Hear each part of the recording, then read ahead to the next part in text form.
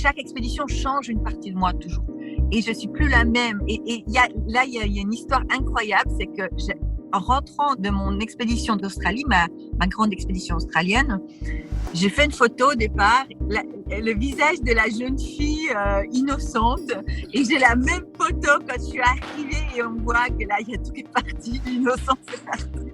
Il y a une espèce de profondeur et de dureté à l'intérieur, et voilà, c'est des tranches de vie. Je me construis, je me suis construit au fur et à mesure, et je pense que c'est des belles leçons de vie, et je pense que c'est dur, mais en même temps, c'est tellement riche et tellement fabuleux que je le recommande et le souhaite à tout le monde. C'est Sarah Marquis sur le podcast Ultra Talk. Sarah Marquis, je n'en reviens toujours pas. 18 mois après ma première prise de contact, j'ai passé du temps avec Sarah. C'était juste 1 heure, certes. Certes, c'était en visio, mais passer du temps avec celle qui a été élue aventurière de l'année en 2013, nominée aventurière au National Geographic en 2014 et dont le New York Times Magazine a publié son portrait l'année suivante, est aussi une des 30 femmes les plus influentes du monde. Passer 1 heure avec Sarah Marquis vaut de l'or.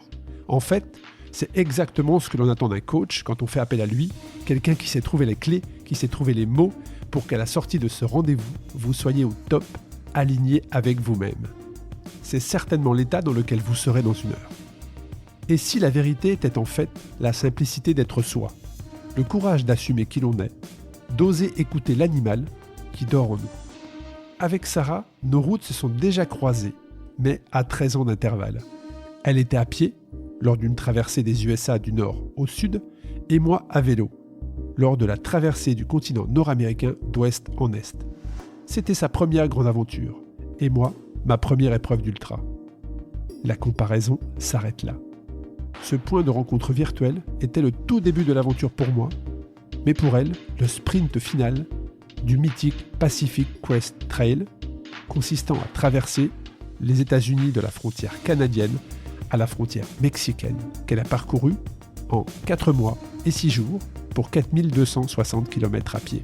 Cette expédition l'a ensuite propulsée au rang d'aventurière, d'exploratrice, avec entre autres une aventure qui l'a fait dormir dehors pendant 3 ans, 1000 jours et 1000 nuits, pour relier la Sibérie à l'Australie.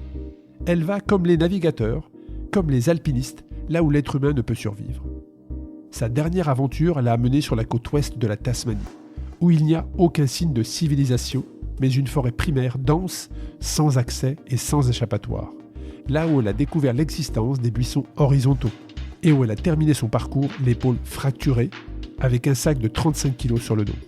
Pendant ses aventures, elle a été frappée par la dengue au milieu de la jungle du Laos, puis attaquée la nuit par des trafiquants de drogue armés de fusils. Des anecdotes, elle en a plusieurs pour chacune de ses aventures, vous l'imaginez. Sarah Marquis vient d'écrire un 8e livre. En 27 ans, Sarah a parcouru l'équivalent du tour de la Terre à pied. 3 ans de marche de la Sibérie à l'Australie, 8 mois sur la cordillère des Andes, 14 000 km à travers les déserts australiens. Son dernier ouvrage, J'ai rêvé le tigre, se déroulait dans le sud-ouest inextricable de l'Australie, d'où elle a failli d'ailleurs ne pas revenir. Vous allez voyager avec nous, mais surtout avec Sarah, tellement ces mots vont vous transporter en Sibérie, en Australie ou au Chili. Sur son site, vous pourrez lire les phrases suivantes. Sarah nous dévoile ses clés mentales et la philosophie requise pour accéder à la résilience. Elle vous racontera ses épreuves et ses victoires, mais avant tout, ses techniques pour se régénérer et être capable de faire le pas de plus.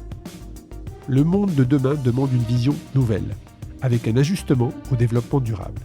Sarah, qui a pour mission de créer le lien entre les hommes et la nature, vous l'apportera un pas après l'autre.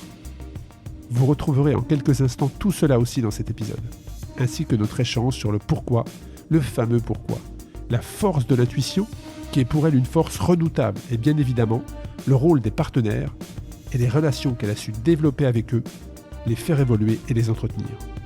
Je sais que vous êtes impatient d'écouter cet épisode, alors je ne vous fais pas plus attendre et laisse place à mon invité du jour, Madame Sarah Marquis. Bonjour Sarah. Bonjour. Je suis vraiment ravi de pouvoir échanger avec toi, hein. Ça fait quelques temps quand même qu'on essaie de se fixer des rendez-vous. On est enfin arrivé à pouvoir échanger, donc j'en suis vraiment ravi. Tu fais vraiment partie des personnes, quand j'ai créé ce podcast, qui étaient tout de suite sur ma liste, en me disant il faut un jour que j'échange avec Sarah Marquis, donc je suis vraiment ravi de pouvoir échanger avec toi. Et je te remercie des quelques minutes que tu vas nous consacrer à partager ton histoire. La première question que je peux te poser, Sarah, c'est pour les gens qui écoutent justement le podcast, les fidèles auditeurs ou les nouveaux. Est-ce que tu peux te présenter à eux? Bien sûr. Alors, c'est assez simple. J'ai un titre officiel, figure-toi. Alors, je suis un National Geographic Explorer. Voilà. J'appartiens au prestigieux magazine du National Geographic, institution. Et puis, pour faire très court et très simple, j'évolue dans des décors isolés et souvent difficiles d'accès et souvent, euh, on va dire, hostiles à l'homme. Et puis, si on met toutes mes expéditions une à une, depuis les dernières 25 années, j'ai fait l'équivalent du tour de la planète à pied. Ça, c'est extraordinaire. Extraordinaire, comme tu nous l'as très bien décrit. C'est une très belle présentation. Ça consiste en quoi d'être explorateur au National Geographic? Eh bien, c'est un titre prestigieux qui se gagne, qui se gagne parce qu'en fait, on sait pas ce qui se passe. Et pendant des années, ils m'ont suivi. Et puis tout d'un coup, un jour, ils m'ont contacté en m'expliquant qu'ils m'avaient suivi depuis des années et puis que ils allaient me nominer pour le titre de l'aventurier de l'année. Et c'était en 2013-2014, C'est sauf ça, erreur. 2013, ouais. 2013, Voilà, où tu as eu le titre d'aventurière de l'année, effectivement. voilà, exactement. Donc on sait pas, on peut pas remplir un petit papier et puis le mettre dans la boîte aux lettres. C'est eux qui choisissent leurs explorateurs et les gens qui décident de prendre dans leur petit panier d'explorateurs. Ce qui veut dire que tu travailles avec eux dans les projets que tu mets en place? Tu les Exactement, consultes? Tu travailles exactement. en Donc moi, collaboration? voilà, moi je suis indépendante par rapport à eux, mais je monte tous mes projets et chaque projet que j'ai, je vais à Washington et je leur pitch mes projets. Et puis, ces projets sont acceptés ou refusés, ça dépend. Qu'est-ce qu'ils ont vraiment l'envie de leur. Il y a beaucoup de sections. Faut savoir que c'est une vieille institution, c'est un gros dinosaure. Il y a la partie magazine, mais c'est vraiment qu'une toute petite partie. C'est le type de l'iceberg, vraiment le magazine. Il y a encore tout ce qu'il y a dessous. Donc, il y a toute la partie web, il y a toute la partie TV. TV show, et il y a des grosses parties de conférences, il y a toute une section qu'on appelle live qui s'occupe de tous les shows qui se passent à l'extérieur de ce que nous on peut voir. Et puis maintenant, National Geographic a été racheté par Disney. D'accord. Voilà. Donc ça dynamise un peu plus ce dinosaure qui commençait un petit peu à s'endormir. Et quand tu as eu ce titre d'aventurière de l'année, donc j'imagine que ça change beaucoup de choses derrière, non? Pour toi, dont c'est le métier et tu vis de cette passion?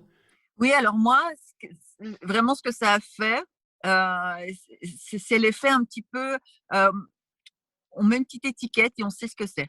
Voilà, c'est à labelliser quelque part ma démarche, mes démarches, les milieux dans lesquels j'évolue, donc qui est le monde des maisons d'édition, donc des livres, puisque j'en suis à mon 8e livre, le monde des conférences, donc autant bien dans les entreprises que pour les privés, et puis le monde de l'exploration pure qui me concerne avant tout. Alors, comme Voilà. tu l'as dit, ça fait 25 ans que tu parcours le monde. 25 ans, alors tu as vécu des aventures formidables, hein, très inspirantes, mais c'est aussi, je pense, j'imagine, une grosse fatigue quelque part, puisque il faut convaincre, il faut trouver des partenaires, il faut se battre pour expliquer ce que l'on veut faire. Est-ce que pendant ces 25 ans, à un moment donné, tu t'es dit, bon là, j'arrête? Tu vois ce que je veux dire avec cette Ouais, fatigue ouais, je comprends psychologique très bien de ce que monter tu des veux dire. projets, Oui, de les vendre? oui, parce que comme tu le dis, c'est comme si on monte une entreprise à chaque fois, hein. Faut Exactement. être très, très clair là-dessus. Donc, c'est vraiment énormément d'efforts. Il faut déplacer des montagnes avant même d'avoir fait un pas.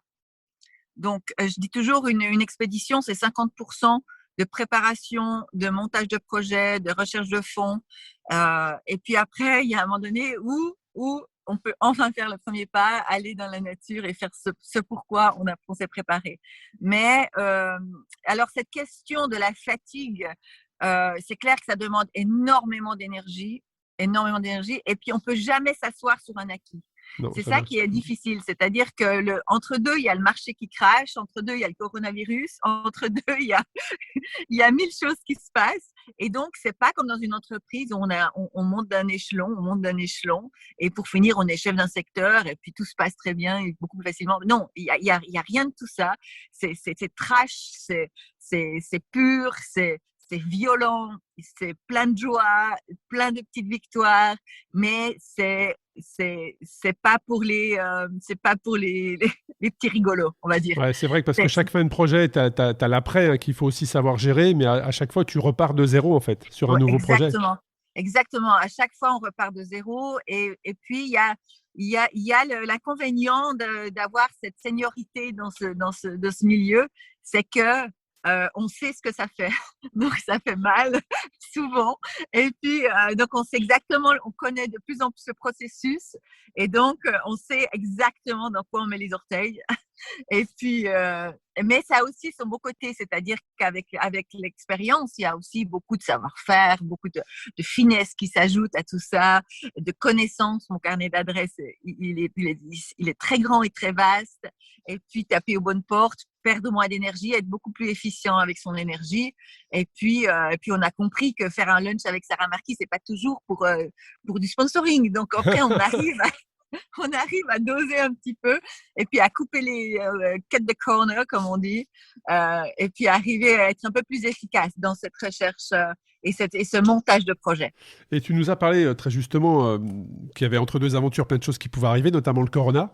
Est-ce que ça a changé, est-ce que le Covid-19 qui est arrivé il y a maintenant 1 an a changé quelque chose pour toi? C'est-à-dire qu'est-ce que ça a reporté une aventure ou est-ce qu'il est tombé quelque part entre deux aventures?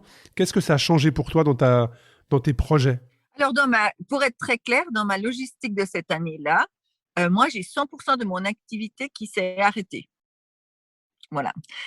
Entre deux, moi, il y a 2 ans en arrière, j'avais pitché une idée que j'avais à ma maison d'édition et je leur avais parlé d'un livre extraordinaire que j'avais envie de faire, qui n'étaient pas les livres que je fais d'habitude et qui font partie d'un type de livre où la réalité se mélangeait avec la fiction. Et puis, ma maison d'édition m'avait dit, mais écoute, ça a l'air super incroyable. Tu me parles d'un truc qui n'existe pas, on n'arrive pas à classer de nouveau, parce que j'ai toujours cette habitude de faire des livres, on n'arrive pas à les classer. Et puis, elle me dit, ah ben écoute, vas-y, fonce. Quand tu veux, tu me livres le livre. Et donc, moi, j'avais classé ce livre, calé le livre dans ce début d'année de coronavirus. Mais j'avais pas pensé que ça allait me prendre une année d'écriture. Mais une année où j'ai pas levé le nez de mon ordinateur. J'ai pas pris un jour de congé. Parce que quand on écrit un livre comme ça, ça utilise l'espace mental, mais à 300%. Et tous les jours, à 4h30 du matin, je me suis réveillée et j'ai commencé à écrire. Et quand tu dis 4h30 du matin, c'est-à-dire que ça fait partie de ta routine de vie, de te lever tôt comme ça pour justement faire un maximum de choses dans la journée? Ouais, alors normalement, je me lève entre 5h et 5h30. Mais là, j'ai réalisé, en fait, en l'écriture, c'est comme le corps. C'est-à-dire, plus on écrit, plus on devient bon, plus il y a la créativité qui s'installe et plus on arrive à lâcher prise et puis plus les choses arrivent. C'est vraiment presque une introspection complète. C'était vraiment, pour moi, c'était vraiment une sorte de journée quelque part. C'était presque, comme tu en parles, comme une de tes aventures. Oui, c'était vraiment, ça m'a demandé beaucoup. J'ai dû aller au fond de moi-même, j'ai vraiment dû creuser, j'ai vraiment dû avoir cette sagesse de me re-questionner sur des fondements que j'avais. Et puis, en faisant ça, en fait, ça m'a ouvert des portes à l'intérieur. Ça m'a ouvert des petites portes que j'ai utilisées. C'est un petit peu comme une aventure, en fait. Tu es sortie un petit peu, quelque part, différente d'avant l'écriture.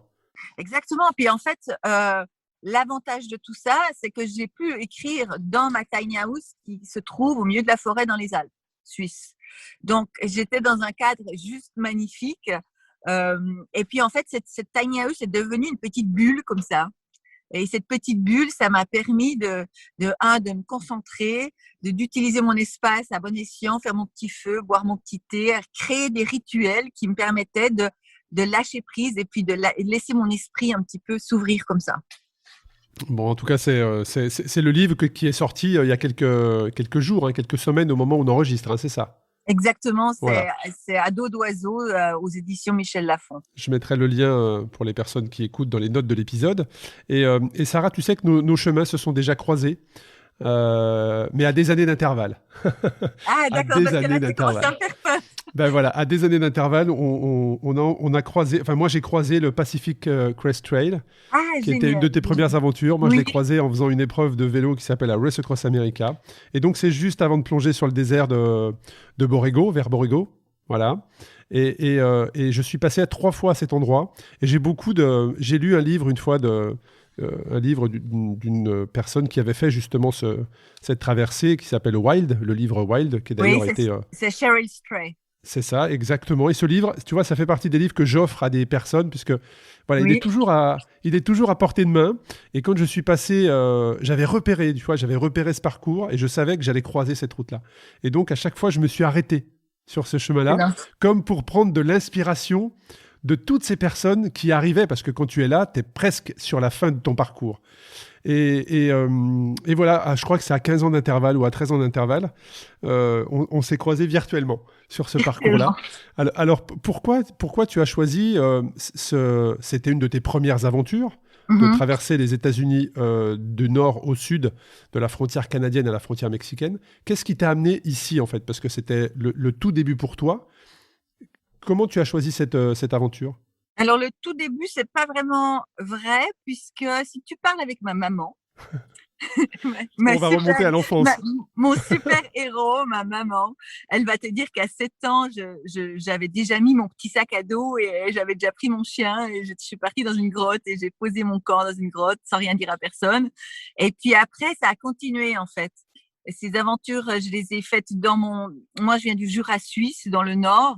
Et en fait, mes parents allaient au petit chalet au bord du Doubs, c'est une rivière de la région. Et moi, je partais en courant, en marchant 4 heures, en courant, en marchotant 4 heures sur les crêtes pour arriver au bord du Doubs. Et puis, j'ai fait toute la traversée à la nage de cette rivière. Qui part de la frontière française. Enfin, j'ai fait plein de micro-aventures comme ça tout autour. Pendant que tout le monde s'amusait, moi, je faisais des aventures à moi, à Mais, mon mais- niveau. mais ce qui veut Voilà. dire que c'est quelque chose que tu as en toi depuis ton plus jeune âge, en fait. Alors, en fait, moi, je dis toujours on est né explorateur, on ne devient pas explorateur. Parce que cet état d'esprit de l'aventure, en fait, c'est vraiment, c'est pas un truc qu'on peut toucher, c'est un état d'esprit, l'aventure. On peut vivre une aventure dans son jardin, en regardant comme il faut, ou on peut vivre une aventure sur le Pacific Crest Trail ou au fin fond de la Tasmanie. C'est la même essence qui traverse ton corps quand tu le vis. Donc, ce qui veut dire que ta maman n'a pas été surprise quand tu lui as dit je pars traverser les États-Unis Non, avec mon sac à dos. non, non, elle me demande pas où c'est, elle me demande combien de temps ça dure. La pauvre. Et donc, bah là, en l'occurrence, les États-Unis, 4 mois, 4 mois et 6 jours, 4 voilà. mois et Ouais. 6 jours. Et est-ce que ça a révélé quelque chose en toi, ce parcours? Ce que je veux dire par là, c'est est-ce que ça a confirmé quelque chose, que tu étais dans la bonne direction et c'est ce que tu voulais faire définitivement de ta vie? Ou, Alors, ou, si tu euh, veux, ouais, si tu veux, dans tout ce que je fais, je suis tellement dans l'instant et tellement instinctive que ça, c'est des choses, c'est des démarches tu n'y penses intellectuelles pas? Ouais. qui n'arrivent pas à moi. Ce qui m'excitait, c'était de se dire, ben, il y a des grizzlies, il y a des mountain lions, il y a des black bears, il y a des déserts à traverser, il y avait des cols enneigés à traverser. Euh, et c'est toute cette magie. Je n'avais jamais mis les pieds aux États-Unis. Je ne savais pas ce que c'était que les États-Unis. Et la magie de cette expérience-là, alors il m'est arrivé plein de choses. Hein. J'ai été arrêtée par le FBI, j'ai été évacuée, j'ai dû évacuer l'État de Washington, j'ai été poursuivie par un mountain lion, j'ai dormi avec un black bear. Il m'est arrivé 1000 histoires. J'ai croisé des drug smugglers à la frontière avec le Mexique. Il m'est arrivé 1000 trucs. J'ai été évacuée parce que il y avait un feu de forêt, mais comme aux États-Unis, ils sont toujours un peu stressés avec ça. J'étais dans la vallée suivante sur le trek et en fait, j'étais évacuée parce que j'étais juste à proximité du feu et je suis arrivée dans un camp avec 1500 firefighters qui n'avaient pas vu de femmes depuis un mois. Alors, le vrai danger était là. Il m'était arrivé 1000 histoires, mais la plus belle histoire de cette expérience-là, je pourrais écrire 3 livres, je crois, c'était surtout ma première fois. Voilà. Et ces sensations de première fois, on peut pas les refaire.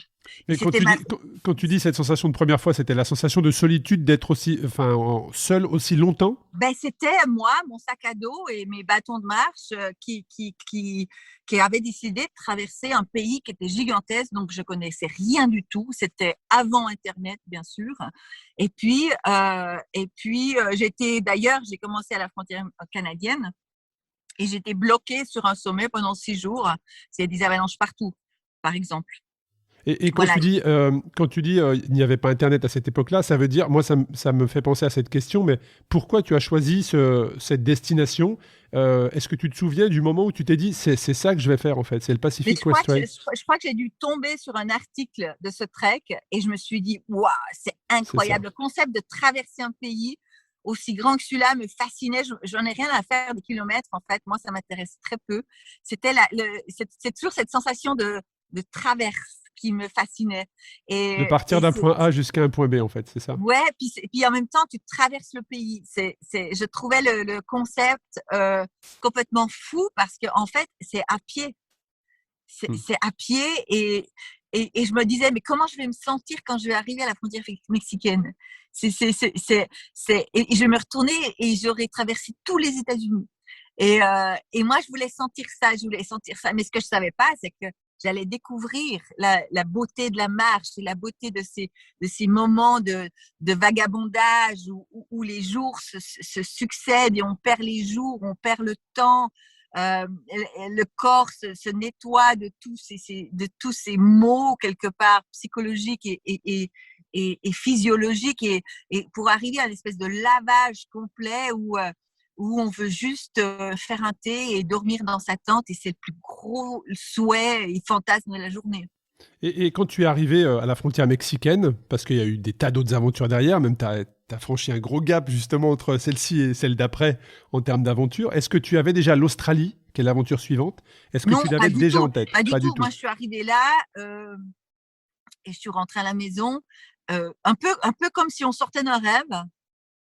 Et puis, j'ai repris, je me souviens toujours, c'était le mois de novembre, je suis arrivée, il y avait du brouillard, c'était glauque et je me suis dit, mais c'est pas ça ma vie. Moi, je veux plus de la vie. Je peux pas juste reprendre mes chaussures d'avant et puis réintégrer la vie comme, je vais mourir. Moi, c'est pas possible. Et c'est là où j'ai rêvé plus grand, plus beau, plus fort, plus puissant. Et je suis allée voir mon petit frère, Joël, et je lui ai dit, écoute, j'ai une idée de fou. Qu'est-ce que tu penses? Et puis il m'a dit, oh, c'est génial, viens, on fait ça. Et c'est comme ça, c'est les deux, on s'est mis ensemble et on a commencé à construire cette expédition qui était gigantesque. C'était 14 000. J'ai commencé au centre de l'Australie, en fait, et j'ai fait tout le tour de l'Australie et retour au centre par toutes les zones isolées de l'Australie, quasiment. Et c'était toutes des régions très difficiles, très complexes. Au niveau de la météo, très compliqué. Il y a des passages à 52 degrés de température, il y a des passages dangereux et glauques. Et le pire dans tout ça, quand j'y repense à l'heure actuelle, c'est qu'avec mon frère, où j'ai beaucoup de connivence, mon petit frère, on se disait, bah, écoute, on se voit dans 4 mois à tel point GPS. On n'avait pas de communication, j'avais pas de valise, j'avais pas mon téléphone satellite. Et 4 mois plus tard, le jour J, il était là. Et oui, parce que tu partais et en fait, personne ne pouvait savoir où tu étais précisément à cette époque-là.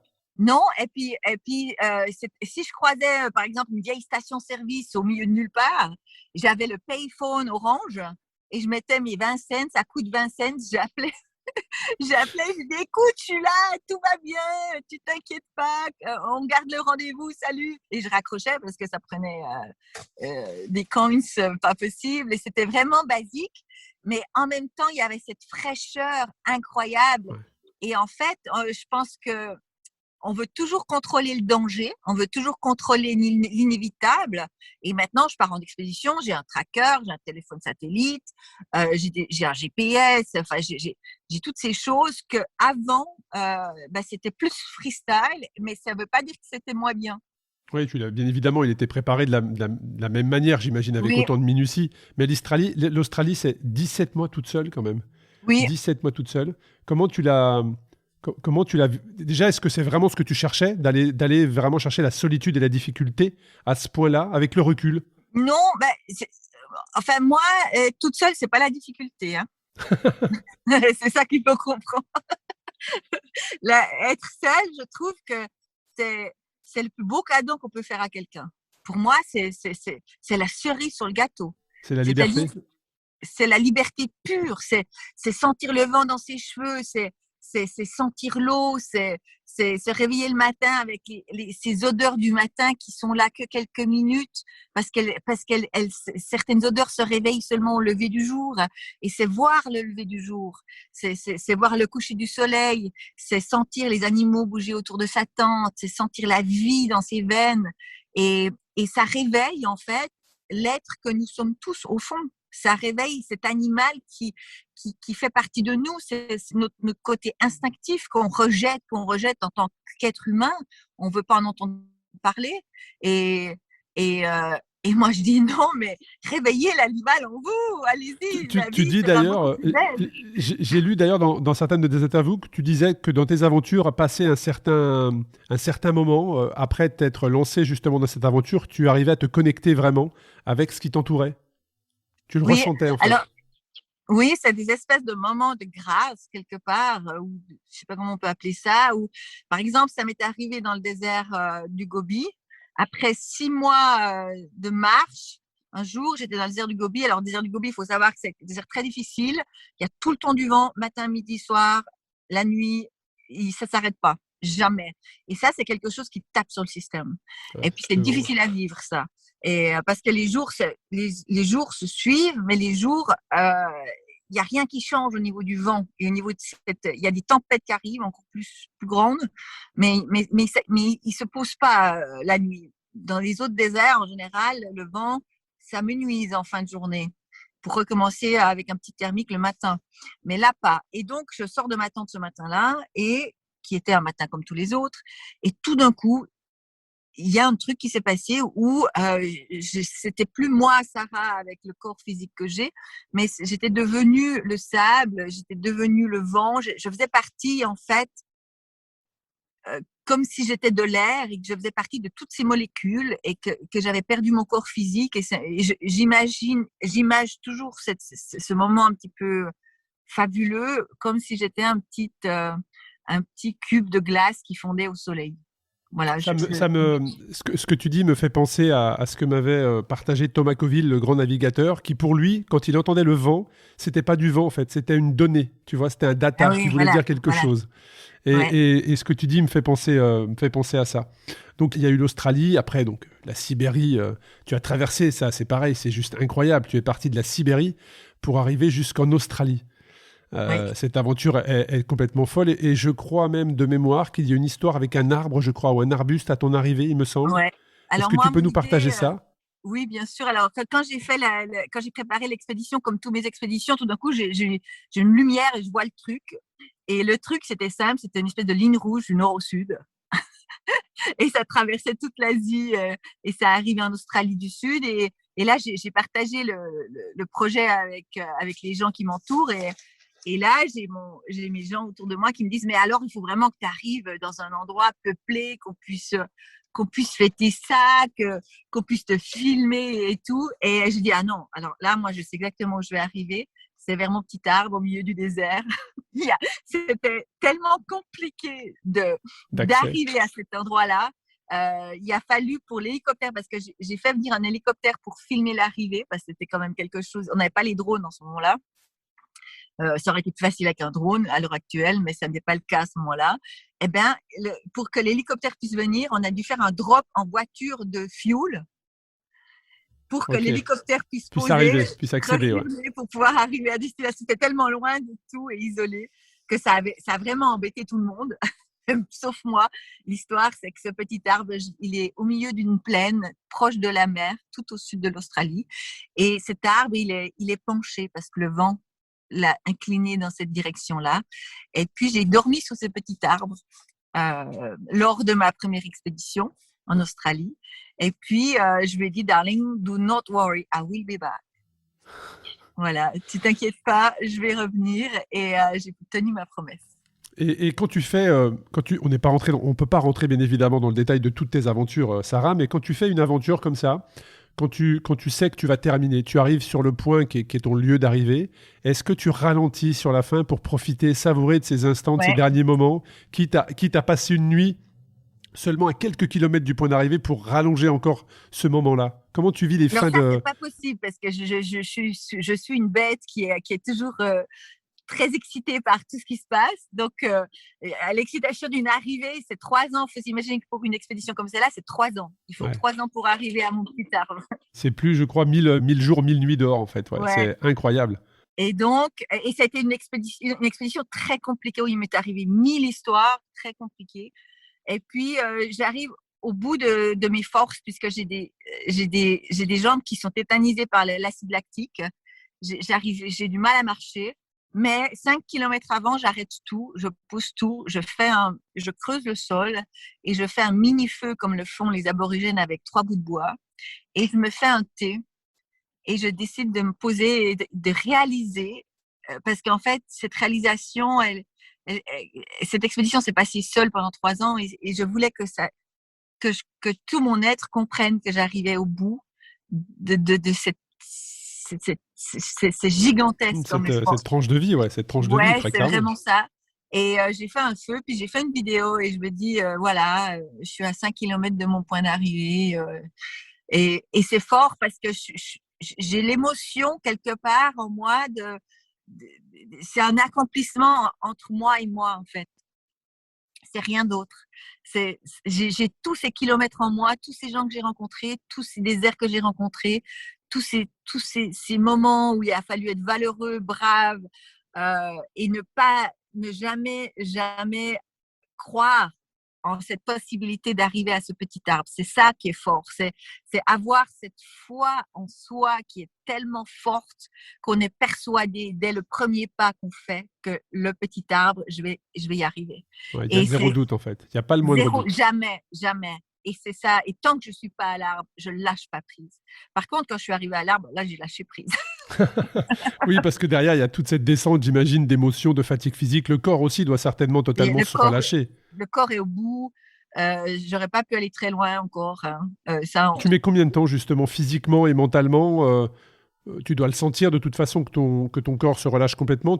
Tu estimes, quand tu fais une aventure comme celle-ci, que ton corps est revenu et ton esprit également sur combien de temps? Il faut une année pour. Une année, ouais. Ouais. Moi, je dis toujours, si je fais 3 mois d'expédition, il faut au moins 3 mois d'expédition pour récupérer derrière, voire plus. Mais pour cette expédition de 3 ans, c'était compliqué parce qu'il y avait encore il fallait réintroduire la vie de tous les jours. Et quand on fait pipi dehors pendant 3 ans, c'est presque compliqué d'utiliser les toilettes, par exemple. Ouais, Il y a des énorme, réflexes, il y a des situations très rigolotes qui me sont arrivées encore, mais instinctivement. C'est même pas c'est pas quelque chose qui peut se contrôler. Et puis c'était toujours, en fait, c'est une partie de moi qui a été changée. Chaque expédition change une partie de moi toujours. Chaque me change en fait. Et je suis plus la même. Et il y a une histoire incroyable, c'est que en rentrant de mon expédition d'Australie, ma grande expédition australienne, j'ai fait une photo au départ et j'ai cette baby face. Tu vois, j'ai vraiment le visage de la jeune fille innocente. Et j'ai la même photo quand je suis arrivée et on voit que là, il y a tout qui est parti, l'innocence est partie. Il y a une espèce de profondeur et de dureté à l'intérieur. Et voilà, c'est des tranches de vie. Je me suis construit au fur et à mesure et je pense que c'est des belles leçons de vie. Et je pense que c'est dur, mais en même temps, c'est tellement riche et tellement fabuleux que je le recommande et le souhaite à tout le monde. Et tu nous as parlé d'endurcissement quelque part, on a parlé de la solitude, mais il y a aussi la faim, il y a aussi le froid. Tu as dû être confronté à des moments difficiles, très clairement. Quand on est seul comme ça, il y a la solitude, on en a parlé, mais tu as aussi le froid. À un moment donné, tu as bien dû avoir froid, avoir peut-être... Alors, tu l'as dit, tu ne doutes pas à aucun moment, mais ça a dû être difficile quand même, à un moment donné, mentalement, de supporter comme ça des jours et des jours le froid, la faim aussi. Je crois que tu as eu des périodes où tu as vraiment connu la faim très avancée. Alors, j'ai fait une expédition en Australie, dans le nord-ouest de l'Australie, dans une région qu'on appelle les Kimberley, un petit peu la région du Crocodile Dundee, là, où à part des serpents, des crocodiles, il n'y a pas grand-chose. Eh bien, là, j'ai été déposée avec un hélicoptère sur la côte. Et puis après, j'ai marché jusqu'à la civilisation. Il m'a fallu 3 mois où j'ai fait de la survie. Voilà. Et où j'ai mangé. Alors là, c'est une expédition. Il m'a fallu 20 ans de préparation pour cette expédition, par exemple. Ça, ça a été quand tu dis 20 ans de préparation, ça a été l'accumulation, on va dire, de toutes tes expériences qui t'ont permis d'arriver là, préparé. Exactement, parce que j'ai appris toute la pharmacopée qui se trouvait dans cette région de l'Australie et comment l'utiliser et comment la préparer. Une plante qui peut être comestible maintenant ne l'est plus plus tard ou pas après ingestion, elle ne l'est plus parce qu'elle sécrète 4 heures après son poison. Après, il y a des plantes en Australie il y a des, comme par exemple le pandanus leaves en Australie, la fleur, la noix le fruit du pandanus, eh bien, il est mangeable, mais seulement après l'avoir trempé dans de l'eau pendant très longtemps, 12 heures. Il y a plein de choses. Il suffit pas de savoir la toxicité de la plante ou de l'objet de la noix ou de la racine. Il faut vraiment connaître vraiment son utilisation et comment la traiter et pourquoi. Il faut connaître chaque génome, il faut connaître chaque arbre parce que l'arbre, par exemple, en connaissant les plantes sous l'arbre plus les oiseaux, on arrive à déterminer où va se trouver l'eau. Parce que ce type d'oiseau va sur ce type d'arbre. Donc, si je trouve ce type d'arbre, je sais qu'il y a ce type d'oiseau. Puis en connaissant bien l'oiseau, je sais que l'oiseau, il a une capacité de vol de 5 km dans son territoire et que automatiquement 5 km à la ronde, il y aura de l'eau. Donc, c'est une lecture du décor qui est vraiment une lecture globale de la nature, mais qui demande une connaissance tellement poussée des choses et qui ne s'apprend pas dans les livres et qui s'apprend par l'observation. Mais c'est ce que j'allais dire, c'est beaucoup d'observation et beaucoup aussi de concentration, parce que quelquefois, comme tu l'as dit, le fait de marcher comme ça tous les jours, tu rentres dans un état un petit peu de... t'es un petit peu comme saoulé, tu vois, tu te laisses un peu planer. Mais ce qui veut dire que toi, tu dois avoir un niveau d'observation, mais aussi de concentration pour que ton cerveau mémorise tous ces mouvements d'oiseaux, ces arbres, ce genre de choses. Donc, c'est beaucoup, beaucoup d'expérience. Oui, et puis à un moment donné, ça devient, en fait, c'est pas de la concentration, c'est d'être dans l'instant présent. Et c'est ça qui est très compliqué. C'est-à-dire qu'il faut être connecté, la tête, le corps, chaque pas, chaque respiration doit être présente. Donc, si tu es présent et aligné correctement, tu vas pouvoir sentir le changement de tanin dans l'air qui devient plus sharp. Et automatiquement, tu vas savoir qu'il y a de l'eau. Tu vas capter le bruit d'oiseaux sans le voir et tu vas tout de suite le chercher avec le regard par la suite. Il y a des informations dans tout le décor. En fait, tu scannes quelque part, ton cerveau scanne automatiquement ce qui se passe autour de toi et avec l'expérience te donne un niveau d'information qui te permet de survivre comme tu l'as fait. Ouais, et c'est plutôt une absorption parce que j'arrive à une sensibilité telle. En fait, quand je suis comme ça dans la nature, je me pèle mes couches de la société. Il faut tout faire bien comme il faut. Enfin, toutes nos connaissances qu'on a besoin ici, c'est juste l'inverse qu'il me faut dans la nature. Donc, je deviens un peu comme si on m'avait pelé ma peau. Je suis à chair, ma chair est à fleur. Donc, je ressens chaque petite chose, changement de température, d'air, de vibration. Je suis capable de les ressentir avec l'expérience. Et l'instinct de survie, Sarah, est-ce que tu as connu? Est-ce que l'instinct de survie fait partie de toutes tes aventures? Ou est-ce que tu es quand même dans la maîtrise plus ou moins de ce qui se passe à chaque fois? Ou est-ce que tu as vraiment, à quelques exemples peut-être, eu l'instinct de survie où tu t'es senti vraiment en danger? Alors ça, c'est une très bonne question parce que ça fait partie de cette préparation. Donc, quand on se prépare, j'ai toujours une année de préparation souvent pour une expédition. Et quand on se prépare comme ça, euh, ça sert pas à grand-chose en fait. Ça prépare le corps, oui, mais ça rassure surtout l'esprit. La partie fonctionnelle, intellectuelle de l'esprit. Il se dit, Sarah, t'es forte maintenant, c'est bon, tu t'es préparé juste comme il fallait, tac, tac, tac, tac, tac, tac, c'est bon, t'as fait tout ce qu'il fallait, maintenant t'es prête. Mais quand je fais mon premier pas dans la nature, c'est juste l'inverse qu'il faut faire. Il faut lâcher prise. Donc, il faut arrêter de calculer, il faut lâcher prise complet pour justement être dans l'instant présent. Donc, c'est un peu psychotique comme passation parce que on fait juste l'inverse en préparation, puis à un moment donné, sur le terrain, il faut lâcher prise. Donc, cette passation avec les années, elle se passe beaucoup plus clean. C'est beaucoup plus clair, ça prend beaucoup moins de temps. Et puis, c'est là où, avec cette passation de pouvoir, en fait, quelque part, entre l'animal et l'homme, et la femme, j'aimerais dire quand même, l'humain, quoi, eh bien, il y a aller au fond de ses tripes. Et puis là, on est dans l'instinct complet, pour répondre à ta question. Là, c'est que l'instinct. Et c'est là où ça devient intéressant, parce que les mauvais pas, souvent, ne se font pas. Parce que je suis dans l'instinct. D'accord, tu es dans l'instinct, dans l'intuition presque. C'est-à-dire que tu le ressens, c'est dans le ressenti. Oui, et tu es connecté à tout ton univers. Ouais, d'accord. J'ai une belle et avec histoire. l'expérience, ouais. Oui, et j'ai une belle histoire en Chine où j'étais dans un canyon avec des immenses falaises des deux côtés, puis une rivière au milieu. Et ça faisait des jours que je marchais dans ce truc et ça fait des jours que je ne me sentais pas à l'aise dans ce canyon parce que c'est oppressant. Et surtout pas safe parce que si la rivière elle monte, eh ben c'est fini. Puis s'il y a des cailloux qui tombent par-dessus, c'est fini. Et un soir, je monte ma tente épuisée, je suis fatiguée, la nuit arrive, je monte vite ma tente et je vais dans tu sais, le temps qu'il faut pour monter un camp. Et je vais dans ma tente et je me dis, et je sens pas le truc. Je sens pas le truc. J'ai la boule au ventre et je me dis, il y a un truc qui joue pas. Je veux pas savoir ce que c'est. Je démonte mon camp, je le déplace, pas de beaucoup, hein, de quelques mètres, quelques centaines de mètres. Je remonte ma tente de l'autre côté pendant la nuit. À l'endroit où il y avait ma tente, il y a un immense caillou qui est tombé. Ouais, c'est la lecture des éléments comme tu nous l'as décrit, quoi. Là, il y a pas de doute à avoir, très clairement. Non, et ça, c'est l'instinct pur. Il faut pas savoir pourquoi on a ces intuitions et ces Mais je petites pense voix. qu'aussi, il faut être prêt à les capter. Hein. C'est-à-dire qu'il Oui, y a beaucoup de personnes qui ont ces petites voix, mais qui ne sont pas prêts à les écouter et à les capter. Tu vois ce que je veux dire? Oui, Il faut bien savoir sûr. les saisir.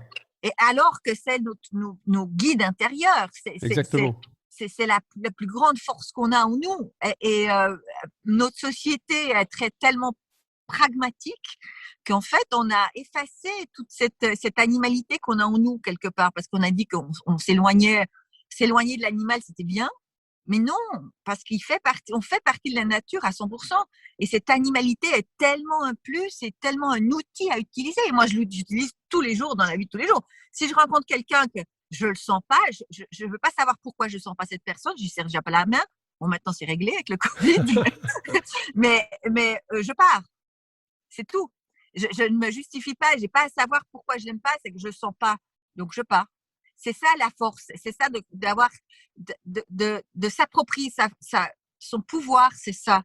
C'est d'être en accord avec ses intuitions et sa force intérieure. Ça, c'est très important, ouais. Et voilà. Et quand on a compris la valeur de sa force intérieure, naviguer le monde devient une lecture.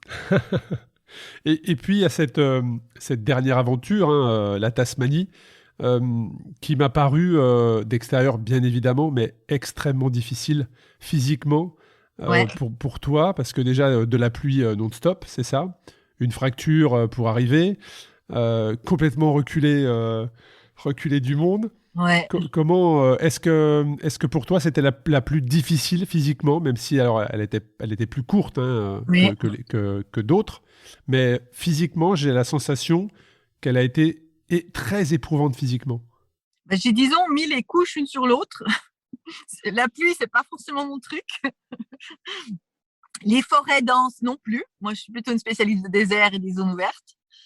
Donc les forêts très sombres avec la canopie qui se touche, les canopies qui se touchent l'une l'autre, et puis qu'au fond il y a plus que des champignons qui survivent avec de la mousse et de la décomposition, c'est pas mon truc. Et donc moi, ce qui m'a fascinée dans cette expédition, c'était d'aller là où les gens ne sont pas allés. C'est-à-dire que c'est tellement isolé, tellement reculé, tellement dense et tellement difficile d'accès. Il y a une raison pourquoi les ouais, gens c'est sont là, pas là où allés. l'être humain, ne peut pas vivre en fait, tout simplement. Exactement. C'est comme les alpinistes qui vont gravir des sommets à 8000, comme les navigateurs qui vont Ouais. sur les océans. Tu fais partie de cette catégorie de personnes qui s'enfoncent dans des endroits où l'être humain ne peut pas vivre en fait. Ouais, bah, il y a une raison, c'est que c'est très difficile d'évoluer, en fait, et de survivre. Et donc, c'était mon challenge, c'était cette traversée dans cette forêt première, dans ces forêts premières. Bah, j'ai découvert ce que c'était que des buissons horizontaux. Les buissons horizontaux sont, en fait, un type d'arbre qui pousse, et puis au bout de 3 ans, il tombe. Et puis, à bout de très peu de temps, vu que c'est un monde humide et d'où mousse est propice, eh bien, il y a les branches qui repoussent, ces branches poussent et retombent, et ça fait des mikados géants, des pièges, des prisons verticales géantes, très, très compliquées à traverser. Ouais, Et quand on... j'ai lu effectivement que tu avais quelquefois fait 300 mètres en une journée, quoi. Tellement c'était difficile d'évoluer dans ces circonstances. C'est vraiment un enfer vert, et parfois, j'ai pris le risque de grimper par-dessus. Et des fois, je me trouvais à 30 mètres du sol et je me dis, mais là, il y a mon pied qui glisse avec mon sac de 30 kilos dans le dos et c'est fini, quoi. Et puis il y a eu cette chute. Et puis il y a eu cette chute. Il y a eu cette chute qui t'a fracturé l'omoplate, je crois. Elle m'a fracturé, en fait, l'humérus, l'épaule, la fin de l'épaule, où il y a la rotation avec le bras. Eh bien, l'os, il s'est coupé net, en fait, au bout. La boule, au bout, elle s'est coupée net. Mais comment on finit, en fait, une aventure en portant un sac à dos de 35 kilos avec une fracture nette de l'épaule? Alors là, il y a un peu la douleur qui... Ça, c'est une notion... alors, la douleur, quand on fait ce genre d'expédition depuis tellement d'années, on la connaît. Elle fait partie du projet. Elle fait partie du truc. Après, il y a des degrés, des ajustements. Mais c'est quelque chose il y a des douleurs. Sarah, il y a des douleurs que tu peux supporter. Oui. Tu vois, mais il y a des douleurs qui... Bah là, tu as une fracture, un os qui est fracturé net. C'est quand même un niveau de douleur qui est autre. Tu vois, c'est pas une ampoule, c'est pas un frottement, c'est... Oui, ça fait mal. Mais alors, justement, là, je me suis dit, Sarah, maintenant, c'est un pas après l'autre. Donc, dans ma tête, je me suis relevée. J'ai fait un blackout au fond de cette... Je suis tombée en 2 mots, je suis tombée dans une gorge. Mon signal ne sortait pas de la gorge. Mon signal d'urgence ne pouvait pas sortir parce que c'était trop en profondeur. Et puis, mon téléphone satellite non plus. C'était qu'il n'y a que moi. J'ai très bien compris très rapidement qu'il n'y a que moi qui pouvais me sortir de cette situation. Je me suis relevée. J'étais mouillée de la tête aux pieds et je me suis dit, si je me bouge pas, il y a l'hypothermie qui arrive dans 5 minutes. Il faisait froid, j'étais mouillée de la tête aux pieds et j'ai toute la partie gauche de mon corps qui bougeait plus. Et là, au début, j'ai cru que j'avais une épaule démise parce que c'était douloureux. Et là, je me suis dit, Sarah, tu remontes de l'autre côté. Et puis, c'était pas un terrain facile. J'avais des buissons horizontaux sur le passage. Et puis, plus j'avançais, mais vraiment un pas après l'autre, parce que chaque fois qu'un petit buisson, une petite branche touchait mon bras, j'avais juste envie d'hurler à la mort. Donc, la philosophie du pas après l'autre, c'était vraiment une victoire pour moi. J'arrivais à faire un pas, c'était une victoire. Sarah, t'as fait un pas, c'est fabuleux et tout. Et il y a vraiment cette notion de gratification qu'il faut donner dans des moments comme ça. C'est-à-dire que je fais un pas, c'est waouh, je suis la meilleure. Il faut pas regarder ce qu'il reste à faire. Il faut faire le deuxième pas. Et c'est comme ça que je me suis sortie de cette gorge. Moi, il m'a fallu 3 jours pour sortir de cette gorge avant qu'un hélicoptère puisse atterrir sur une zone dégagée. La douleur, elle s'amplifiait jour après jour. J'ai jamais pu détacher mes chaussures, j'ai jamais pu monter ma tente. J'ai bloqué mon bras parce que par réflexe, Quand on est au milieu des branchages puis qu'on tombe, on veut se rattraper. Donc, j'hurlais, mais comme un... Enfin, je vous passe les détails. Donc, j'ai bloqué mon bras. Après, je tombais. Je préférais tomber que de me rattraper avec mon bras en connaissant la douleur. Et puis, ben, la douleur se gère et l'envie de se sortir vivant de là parce que, en plus, il pleuvait, il faisait pas beau.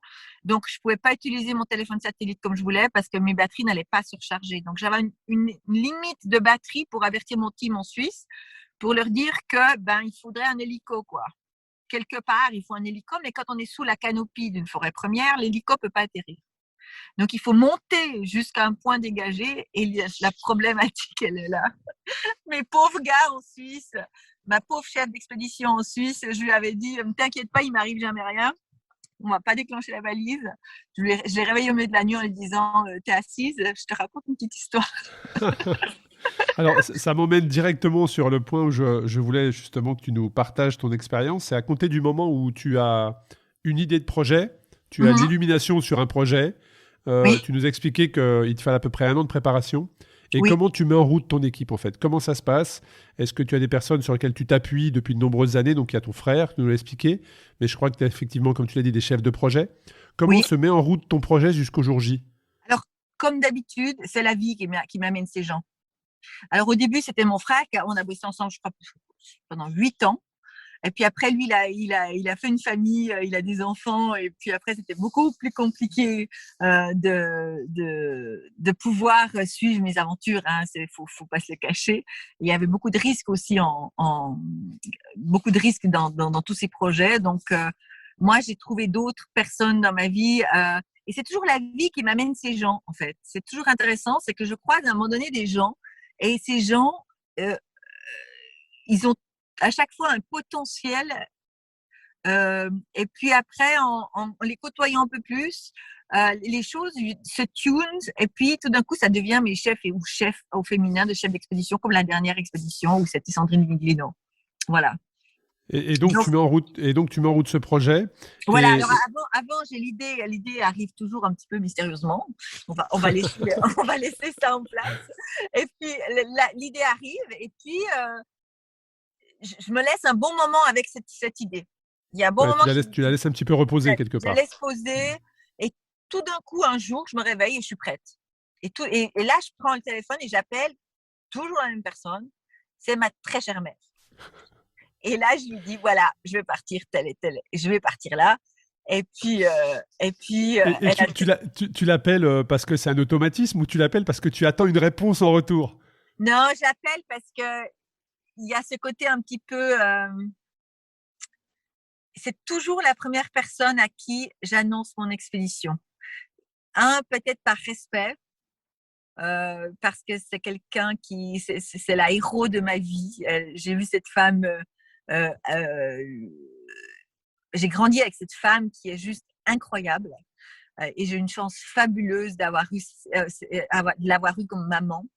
Elle avait toujours cette manière de m'éduquer en me disant, elle me donnait toujours des choix. Donc, comme j'étais un petit peu un enfant wild et sauvage et instinctif et j'avais ma voix, je la gardais pas dans ma poche, ma langue. Alors, elle me disait toujours, Sarah, tu as le choix. Tu peux faire tes leçons ou ranger ta chambre. Qu'est-ce que tu penses?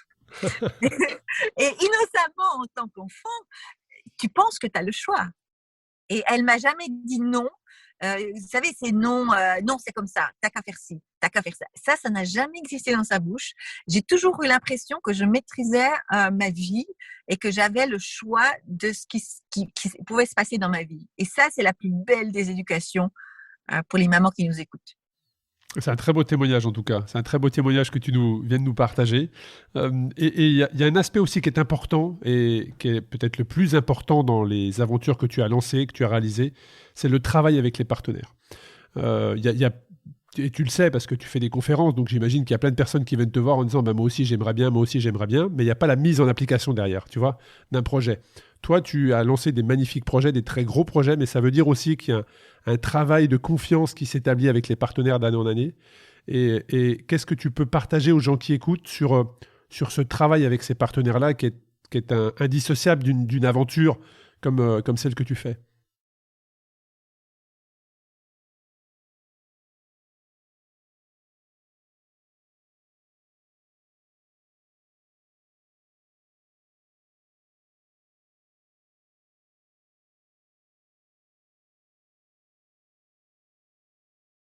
Mm.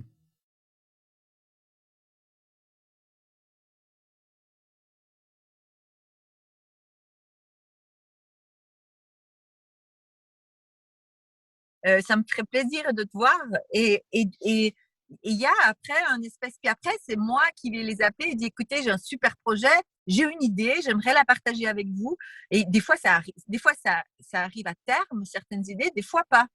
Mais cet échange, en fait, et cette ouverture et ça, cette confiance, elle s'installe avec ses partenaires quand on sort de cette dynamique de qu'est-ce qu'on peut s'apporter l'un l'autre.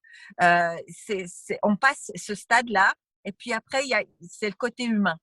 C'est le côté humain. Il faut échanger d'humain à humain. Et je pense que quand on aura compris ça, eh bien, si on se connecte en tant qu'humain, les choses suivent derrière. Les choses sont plus faciles, ouais. Sont plus Oui, et fluides. puis aussi c'est au début, on n'a pas ça parce qu'au début, il y a un dossier, il y a un nom que personne n'a jamais entendu, puis il faut y aller.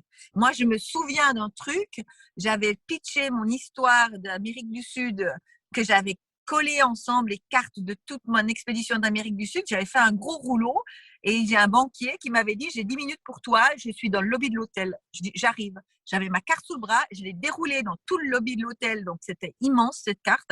Et je lui dis, maintenant regarde, assis-toi, on était les deux à genoux sur cette carte et je lui expliquais ce qui allait m'arriver et quel décor j'allais rencontrer pendant cette expédition. Et j'ai réussi à illuminer les yeux de ce banquier qui n'a pas injecté de l'argent dans mon expédition.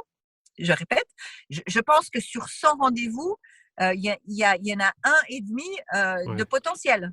Donc, c'est toujours énormément de travail en amont. Ouais. Et je le dis toujours aux jeunes explorateurs qui me disent, mais moi, j'ai pas l'argent, je peux pas faire.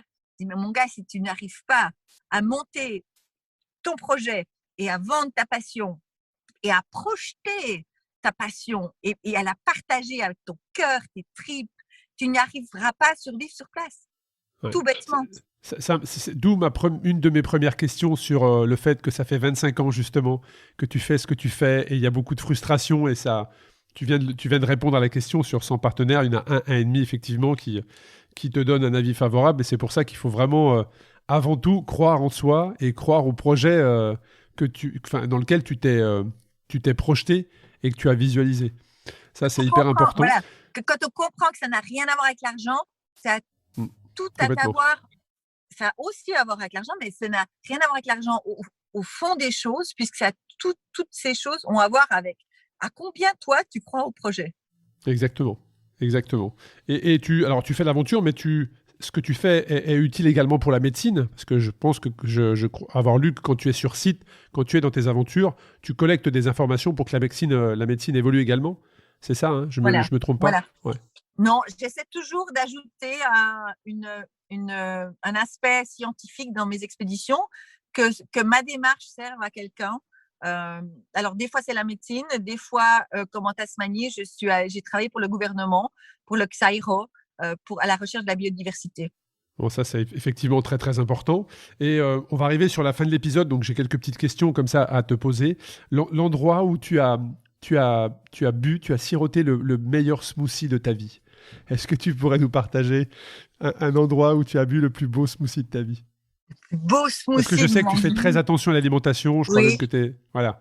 Et c'est important pour toi. Oui. Alors, je pense que le meilleur smoothie de ma vie, il a dû sortir de ma cuisine.